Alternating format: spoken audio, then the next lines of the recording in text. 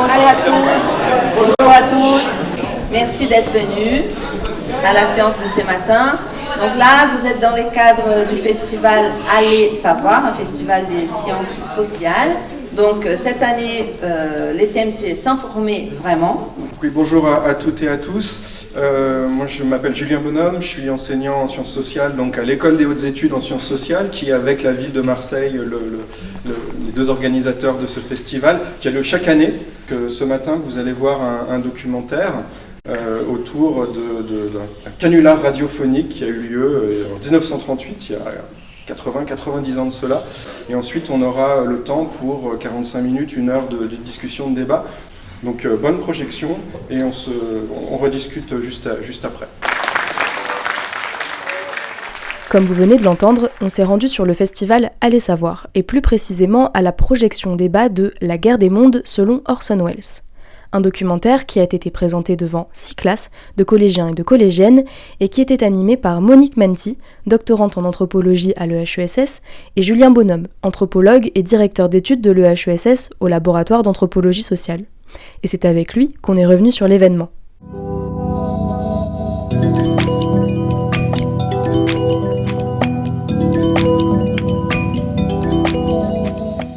Donc ce qu'on a vu, c'était un documentaire qui est consacré à une émission radiophonique qui a été diffusée aux États-Unis en 1938 et qui était orchestrée par Orson Welles, le fameux cinéaste, mais c'était avant qu'il commence à travailler pour Hollywood et le cinéma, et où il a adapté à la radio le fameux roman de science-fiction de H.G. Wells, La guerre des mondes, donc qui raconte une invasion de la Terre par des extraterrestres.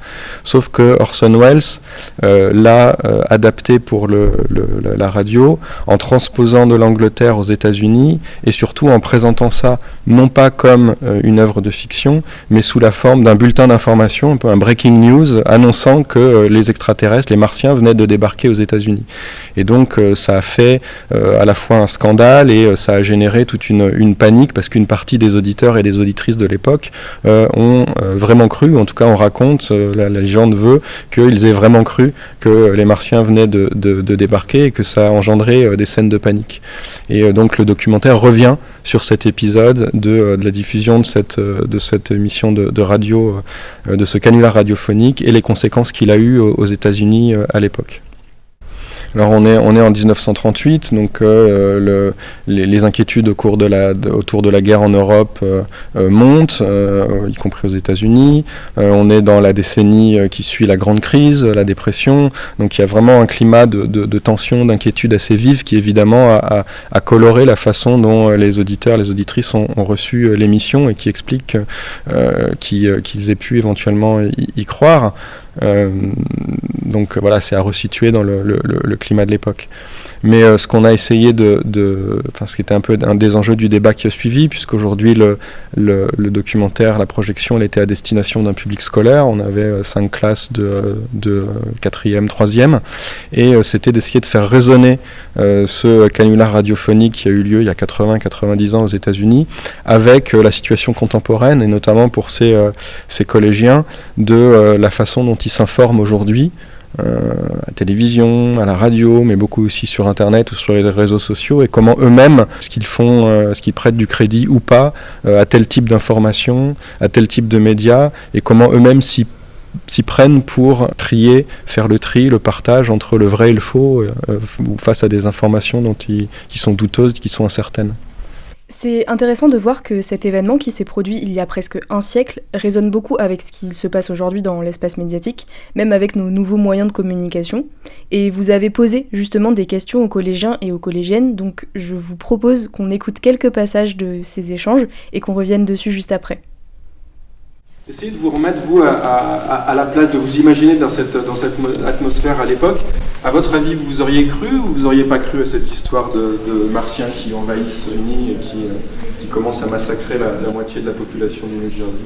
Moi, personnellement, je suis une personne très naïve, mais je pense que j'aurais pas trop cru, ou alors j'aurais eu des doutes, parce qu'en fait, c'est tellement gros et c'est tellement dramatique que pour y croire, faut pas être stupide, mais il faut vraiment être très très très très naïf. Du coup, je pense que j'y aurais pas trop cru. Mais vu comment c'est argumenté ensuite et tout, et comment c'est raconté, je pense que j'y aurais un peu cru quand même. Moi j'aurais cru parce que ça me touche. Les canulars, en fait on se rend pas compte, mais les canulars ça peut être très invasif. Tout le monde a peur. Bah logiquement t'as peur aussi parce que tu te dis que c'est vrai, que tout le monde y croit. Du coup moi j'aurais vraiment eu peur. Effectivement, c'est ce qu'on disait tout à l'heure, à partir du moment où il y a la majorité de gens autour de soi qui y croient, il y a des chances que là on arrête de réfléchir et on réagit comme eux, on y croit aussi. Justement aujourd'hui, on est 80-90 ans après, l'information, les sources d'information, les différents médias, il y en a beaucoup plus, ils sont beaucoup plus nombreux qu'à l'époque. C'est pas juste la radio et les journaux, la presse écrite. Et vous, comment vous vous informez, comment vous avez accès à l'information? Et c'est quoi les types de médias, de sources auxquelles vous faites le plus confiance? Par exemple, on a la télé maintenant, comme les chaînes de télé, TFM, BFM TV, TF1, les chaînes comme ça. Par exemple aussi, si par exemple je vois une info sur TikTok ou un réseau social, tant qu'elle n'est pas reliée par un compte certifié, j'y croirais pas, comme par exemple Hugo Décrypte ou d'autres comptes comme ça. C'est qu'aujourd'hui on ne peut plus trop se fier à Internet. Beaucoup de choses sont fake, sont faites avec l'IA, beaucoup de sketchs, beaucoup de choses comme ça. Et du coup aujourd'hui on ne peut plus différencier le vrai du faux. Voilà. On est plutôt aujourd'hui à l'époque, il y a plus un trop plein d'informations, on a plein de sources d'informations dans tous les sens, mais du coup ce qu'il faut réussir à faire, c'est juger de quelles sources sont fiables, lesquelles on peut croire et lesquelles on peut moins faire confiance. Moi j'ai une question, vous du coup vous auriez fait quoi si ça aurait été vrai? C'est une bonne question. Alors nous, comme on est des chercheurs, savants, etc., on aimerait croire qu'on aurait été très raisonnable, rationnel, on n'y aurait pas cru du tout. Mais en fait, je ne sais pas, à l'époque, peut-être que pris aussi dans cette ambiance d'inquiétude, on voit bien aussi comment tout le climat politique autour, c'est juste avant la guerre, il y a eu la crise, donc c'est une période où voilà, il y a beaucoup de sujets de crainte, d'inquiétude. Peut-être on y aurait cru aussi, peut-être moi aussi j'aurais pris ma voiture et je serais parti le plus loin possible pour tenter de me réfugier. La première question qu'on leur a posée, c'est alors vous, imaginez-vous remettre dans l'ambiance de l'époque, à votre avis, est-ce que vous auriez cru ou pas à ce canular radiophonique pour les faire réagir vis-à-vis de leur propre expérience et puis après tirer en leur demandant mais est-ce que vous avez dans votre récemment des informations ou des choses dont vous avez eu connaissance via telle ou telle source, les réseaux sociaux, internet ou la télévision, la radio, etc., auxquelles vous avez cru? Et vous êtes rendu compte après qu'en fait c'est avéré être faux, pour vraiment connecter ça avec leur propre expérience et leur propre rapport aux médias et à l'information. Et c'est clair que ce qu'on voit à l'écran, on est dans les fin des années 30, où les principaux médias c'est la presse écrite et la radio. On voit que tout le scandale autour de l'émission se configure aussi autour de la concurrence que la radio fait à la presse écrite, etc. Aujourd'hui on est dans une situation où l'écosystème informationnel est beaucoup plus diversifié, presse écrite, radio, télévision, Internet, mais Internet n'est pas quelque chose de monolithique. Il y a la presse en ligne, il y a les réseaux sociaux, il y a différents types de réseaux sociaux, des différents types de comptes.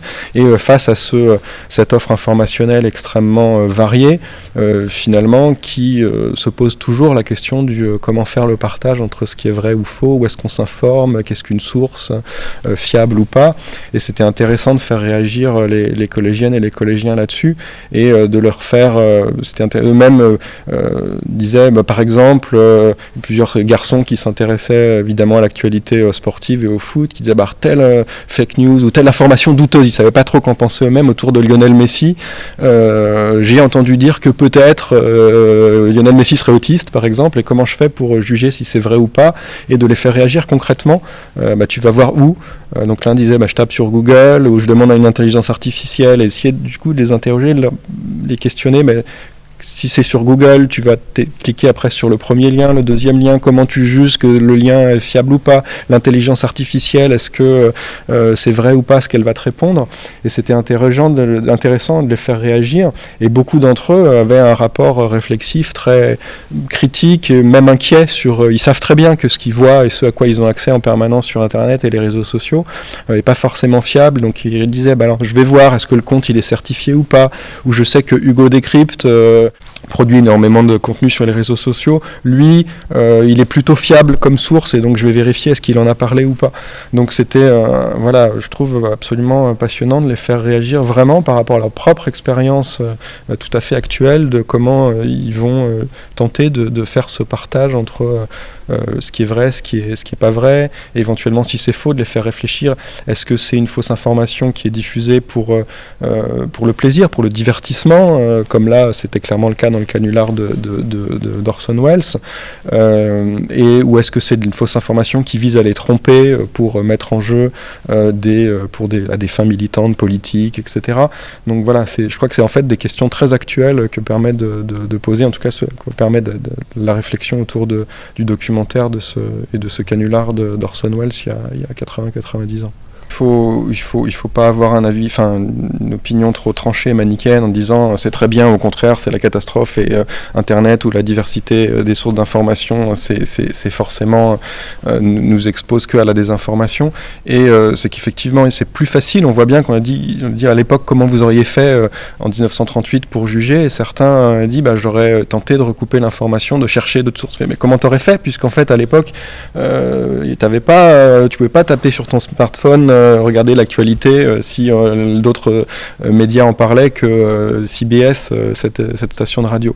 Et il y a part effectivement aller voir les voisins, les parents, les amis autour, et les journaux ne paraissent que le lendemain, donc on ne pouvait pas regarder la presse écrite pour aujourd'hui. C'est beaucoup plus facile, effectivement, on tape dans le fil d'actualité de Google ou d'autres, on allume la radio, on zappe sur telle autre chaîne, on voit s'ils en parlent aussi, mais effectivement en même temps cette offre, ce surplus d'offres informationnelles, on sait aussi qu'il nous expose à des sites ou à des sources d'informations qui sont plus douteuses, et pas forcément du tout que sur Internet ou sur les réseaux sociaux. Moi j'aurais tendance à penser que des choses dites sur un certain nombre de médias télévisuels, de chaînes, ne sont pas forcément très très très très crédibles. Mais ce qui était intéressant, c'est de leur faire parler eux de comment ils réagissent par rapport à ça, et de leur propre expérience, et de voir aussi que ce qui était en jeu à l'époque, ce qui essayait d'évoquer pendant le débat, c'est qu'on a sans doute pas mal exagéré la panique collective. On parlait même de gens qui seraient suicidés, défenestrés, d'accidents de voiture, de crises cardiaques à l'issue de l'émission, le canular radiophonique d'Orson Welles. Et en réalité, ça c'est sans doute plutôt de l'ordre de la légende, et il y a eu des réactions, certains individuellement ont pu y croire, prendre leur voiture et tenter de fuir, mais il n'y a pas eu vraiment de panique collective. Et en fait, sans doute ce qui s'est passé, c'est beaucoup un scandale orchestré par la presse écrite, et on voit bien ce qu'il y a en jeu derrière. C'est aussi une concurrence entre presse écrite et radio pour l'information à l'époque, et on voit bien ça aujourd'hui, on peut le transposer, de voir comment les médias traditionnels ou une partie d'ailleurs des élites politiques ont tendance à développer une vision extrêmement noire d'Internet et notamment des réseaux sociaux, mais il y a aussi un enjeu de concurrence entre des nouveaux acteurs dans l'écosystème des médias, dans le champ des médias, qui interviennent et qui donc court-circuitent les gatekeepers traditionnels qui contrôlaient jusque-là l'information, et donc qui ont tendance à noircir le danger démocratique immense que feraient peser les réseaux sociaux. Et ce qui est intéressant quand on est confronté au témoignage de ces collégiennes et de ces collégiens, c'est comment eux-mêmes ont un rapport assez réflexif et critique. Ils baignent dans cet univers de réseaux sociaux, de TikTok, de YouTube, etc., comme nous tous, mais eux encore plus parce qu'ils sont nés quasiment dedans, mais ils ont déjà un rapport extrêmement critique et réflexif sur comment je fais pour y croire ou pas, comment je juge de telles fake news, qu'il s'agisse de Lionel Messi, de Brigitte Macron, là, les cas qu'ils évoquaient, les exemples qu'ils évoquaient, ou des choses. On a vaguement évoqué aussi rapidement ce qui s'était passé au moment de la pandémie du Covid, où là aussi la question des rumeurs, de l'information, de la désinformation se posait de manière extrêmement vive. Justement, pour rebondir, les questions de diffusion des fake news, de fausses informations ou de rumeurs sont des sujets que vous abordez dans vos travaux de recherche. Est-ce que vous pouvez nous en dire un peu plus ? Moi, au départ, donc je suis anthropologue, spécialiste plutôt de l'Afrique. J'ai fait des terrains au Gabon puis au Sénégal. Et en fait, j'ai commencé à m'intéresser à ces questions en travaillant sur des rumeurs. Des rumeurs qu'on pourrait qualifier de rumeurs de sorcellerie, donc qui renvoient à l'importance des représentations, des histoires et des affaires de sorcellerie dans une partie des sociétés d'Afrique contemporaine. Mais je me suis intéressé à des rumeurs qui, contrairement aux histoires de sorcellerie plus classiques qui traditionnellement circulaient dans les sociétés africaines, à des rumeurs transnationales, donc qui auraient vraiment circulé à une très large échelle, presque l'échelle du continent, notamment la fameuse rumeur des voleurs de sexe. Et je me suis intéressé à la façon comment tout d'un coup, parce que ces rumeurs avaient eu un grand écho dans les médias, la presse populaire qui émerge à l'époque, puisque elle commence à vraiment circuler dans la seconde moitié des années 90, puis ensuite sur Internet à partir des années 2000-2010, aujourd'hui aussi via WhatsApp, etc. Et donc comment l'arrivée de nouveaux médias sur le continent africain, donc une presse populaire qui se développe dans les années 90 à la faveur de la dérégulation du secteur de l'information et de la communication, puis ensuite Internet, les smartphones, etc., ont finalement offert une grande caisse de résonance à des histoires qui circulaient à une échelle plus locale à l'époque. Et donc je me suis intéressé au rôle des médias, d'Internet, dans la circulation de ces rumeurs en lien avec la sorcellerie. Et progressivement, dans le milieu des années 2010, seconde moitié des années 2010, finalement, ces recherches-là, elles ont fait de plus en plus écho avec l'actualité plus, on va dire, chaude, contemporaine, française aussi, des fake news. On sait bien comment, en gros, on situe ça souvent à partir de 2016, à la fois avec le Brexit et l'élection de Trump, comment tout d'un coup, il y a toute une sorte dans l'espace public apparaît comme un problème la question de l'information, de la désinformation, de ce qu'on va appeler les fake news.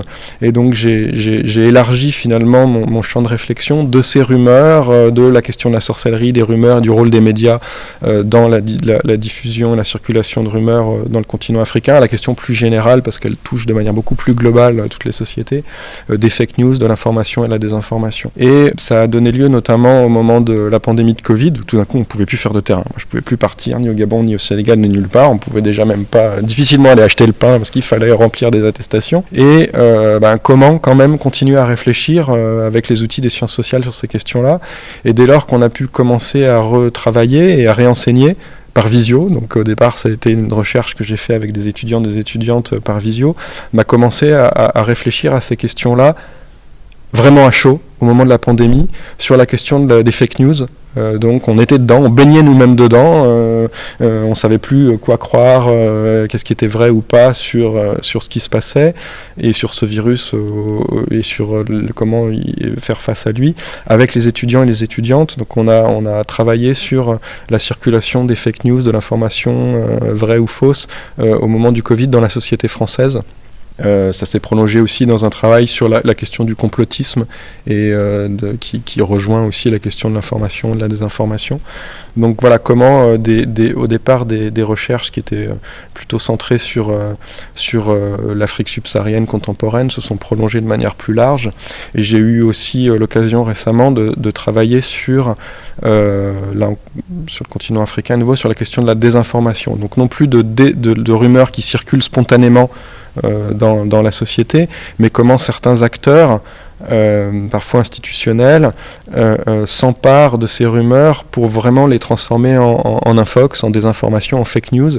Et donc j'ai un peu enquêté sur les réseaux de la désinformation pro-russe en Afrique de l'Ouest, notamment dans les pays qui sont récemment était beaucoup plus tombé dans la sphère d'influence russe, que ce soit le Mali, la Centrafrique, voilà. Et donc comment il s'était emparé des rumeurs sur lesquelles j'avais travaillé, et je travaillais depuis déjà maintenant une bonne quinzaine d'années, et comment il les avait transformés pour les mettre au service de la propagande pro-russe, anti-occidentale, notamment anti-française. Du coup, ces rumeurs de voleurs de sexe qui jusqu'à présent circulait depuis des dizaines d'années de manière assez spontanée, où la personne qui était censée voler le sexe était plutôt un autre proche. Donc c'était des accusations qui avaient lieu souvent entre des personnes de tel autre pays ou de telle autre ethnie à l'intérieur de la société.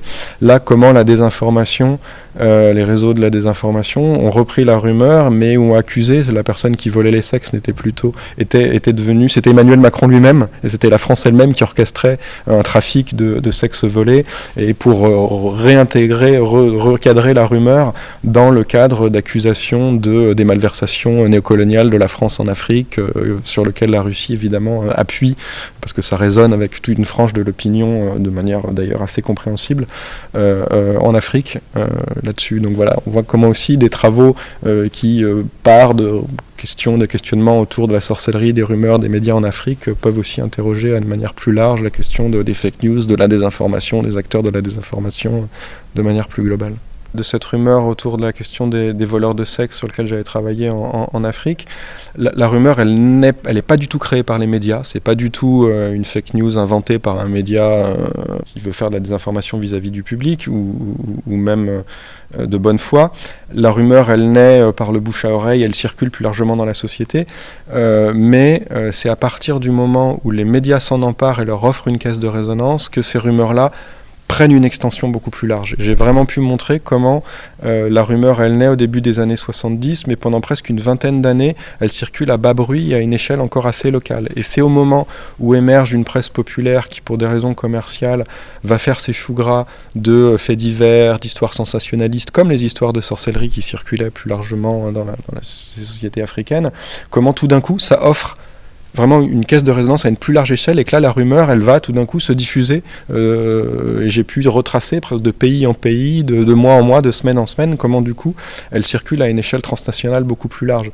Donc même quand les médias n'inventent pas ces fausses informations, ces rumeurs, lorsqu'ils les relaient, ils leur offrent un public plus important. Y compris d'ailleurs lorsqu'ils le relaient au conditionnel, en disant c'est peut-être une rumeur, c'est sans doute faux. Donc il y a toujours cette ambiguïté. Est-ce que quand on parle de quelque chose dans les médias en disant que c'est faux, est-ce qu'on on risque pas de relayer quand même l'information? Et j'ai travaillé aussi dans les rédactions des journalistes au Sénégal ou ailleurs.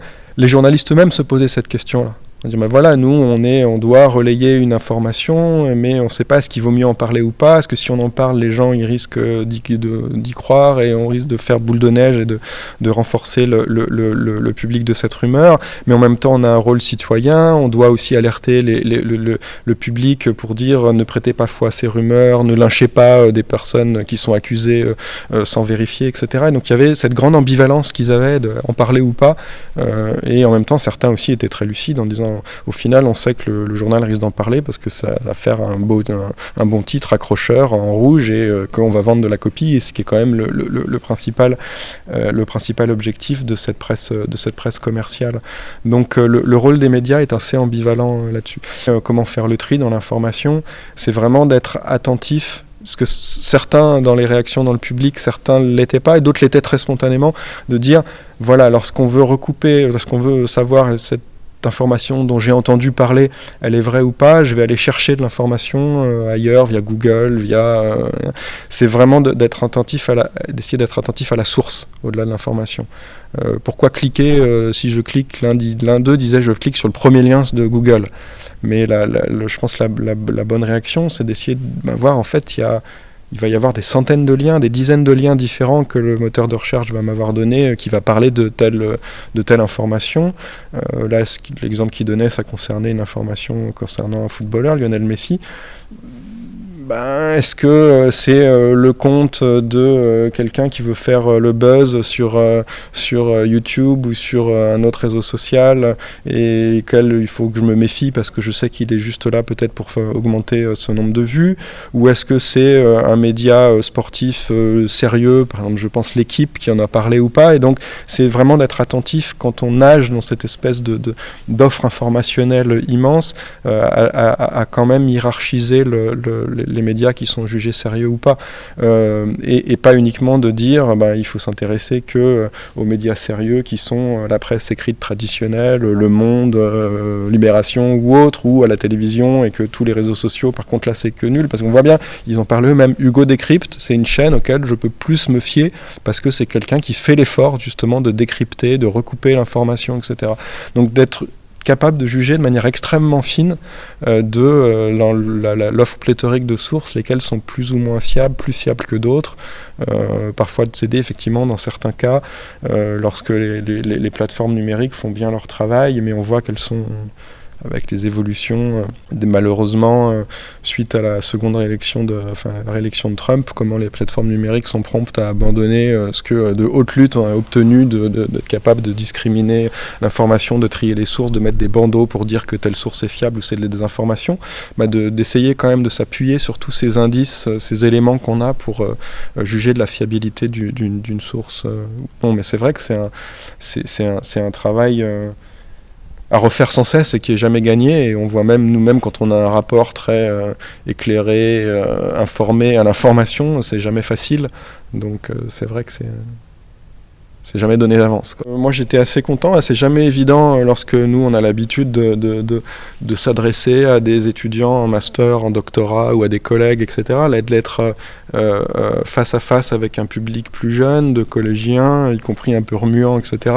Mais voilà, l'idée c'était d'être un peu sur la frontière entre leur donner vraiment la parole au risque que le débat parte en sucette parce qu'ils se mettent à réagir dans tous les sens et que leurs enseignants soient débordés, et en même temps on voulait éviter d'avoir un débat entre nous un peu savant, de figures d'autorité, mais vraiment de les faire réagir par rapport à leur expérience personnelle, parce qu'en fait, et c'est ça qui est intéressant, et c'est ça que je pense le festival Allez Savoir essaye de mettre au devant de la scène, c'est vraiment l'intérêt des sciences sociales, des travaux des sciences sociales, des méthodes, des outils des sciences sociales, pour juger de questions qui concernent tout le monde, y compris des collégiens de 3e qui s'intéressent à Lionel Messi, ou à savoir si le fake news autour de Brigitte Macron, qui serait en fait un homme, est vrai ou pas. Et on peut réfléchir avec eux de manière critique qu'on a nos outils pour naviguer dans cette information incertaine, trouble et pléthorique dans lequel on baigne littéralement toutes et tous. Un grand merci à Julien Bonhomme, directeur d'études de l'EHESS au laboratoire d'anthropologie sociale. Vous retrouverez en description toutes les sources citées dans cet épisode. La prochaine édition du festival Allez Savoir sera sur le thème de l'argent et aura lieu du 24 au 27 septembre 2026 à Marseille. Et enfin, merci à vous pour votre écoute, et on se retrouve bientôt sur Entrevue, le podcast du laboratoire d'anthropologie sociale.